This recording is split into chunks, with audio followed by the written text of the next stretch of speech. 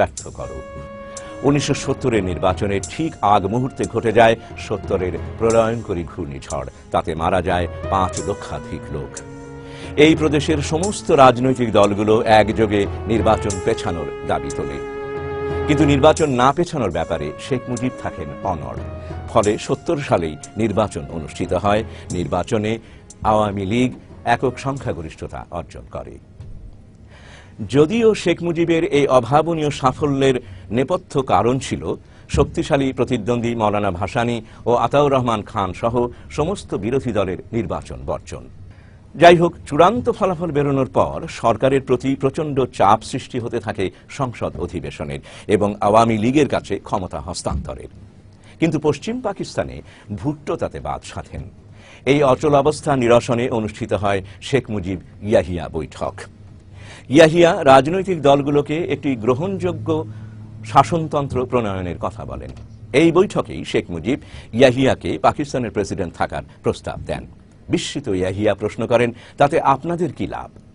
মুজিবের উত্তর, আপনি একজন অভিজ্ঞ সামরিক কর্মকর্তা, রাষ্ট্র পরিচালনায় আপনার রয়েছে 2 বছরের অভিজ্ঞতা, আপনি সামরিক দিকটি দেখবেন, আমি প্রধানমন্ত্রী হিসেবে জনসাধারণের দিকটি দেখব।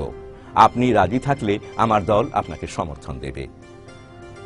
ইয়াহিয়াকে এই প্রস্তাবে রাজি করাতে শেখ মুজিবের বেশি বেগ পেতে হয়নি, আর সে কারণেই বিমানবন্দরে ইয়াহিয়া শেখ মুজিবকে পাকিস্তানের ভাবী প্রধানমন্ত্রী বলে আখ্যা দেন। বিষয়টি ভুট্টোকে বেশ বিপাকে ফেলে দেয় এবং তাকে শঙ্কিত করে তোলে। ক্ষমতা দখলের লিপ্সায় ভুট্টো তখন শেখ মুজিবকেও ছাড়িয়ে যান। ভুট্টো দ্রুত মাঠে নেমে পড়েন। ভুট্টো যোগাযোগ করেন সামরিক জান্তাদের সাথে। জেনারেল হামিদ, জেনারেল পীরজাদা ইত্যাদি সামরিক কর্তারা তখন ভুট্টোর সাথে একমত হন। স্বস্তির নিঃশ্বাস ফেলেন ভুট্টো, কারণ পাকিস্তানের শাসনতান্ত্রিক কর্তৃত্ব তখন ইয়াহিয়ার হাতে নয়, বরং ছিল এদেরই হাতে। ইয়াহিয়া ছিলেন শুধু এদের ক্রীড়নক মাত্র। পূর্ব পরিকল্পনা অনুযায়ী 18 জানুয়ারি ইয়াহিয়া পশ্চিম পাকিস্তানে ফিরেই লারকানাতে ভুট্টোর বাসভবনে যান প্লেজার ট্রিপ বা আনন্দ ভ্রমণে। উদ্দেশ্য ছিল লারকানা থেকে বুনো হাঁস শিকার। কিন্তু বিষয়টি গুরুত্বপূর্ণ হয়ে ওঠে যখন জেনারেল হামিদ, জেনারেল পীরজাদা ও মেজর জেনারেল ওমর সহ অন্যান্য সামরিক অফিসাররাও সেখানে যোগ দেন।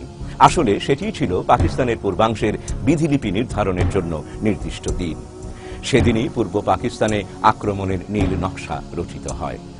ওই সভাতেই সিদ্ধান্ত হয় 25শে মার্চ আক্রমণ করা হবে এবং পূর্ব পাকিস্তানের দায়িত্বে থাকবেন বেলুচিস্তানের কসাই বলে পরিচিত লেফটেন্যান্ট জেনারেল টিক্কা খান।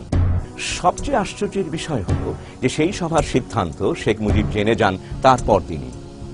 মুজিবের ইনার সার্কেল এবিএস সফদার সেই সংবাদটি দিয়েছিল শেখ মুজিবকে।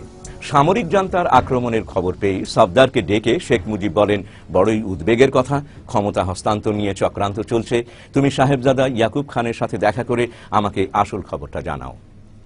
ইনার সার্কেল সেই দিনই ইয়াকুবের সাথে যোগাযোগ করলে তিনি বলেন, টেল শেখ সাহেব not to be worried so long as I am here. If the situation changes he would be informed duly.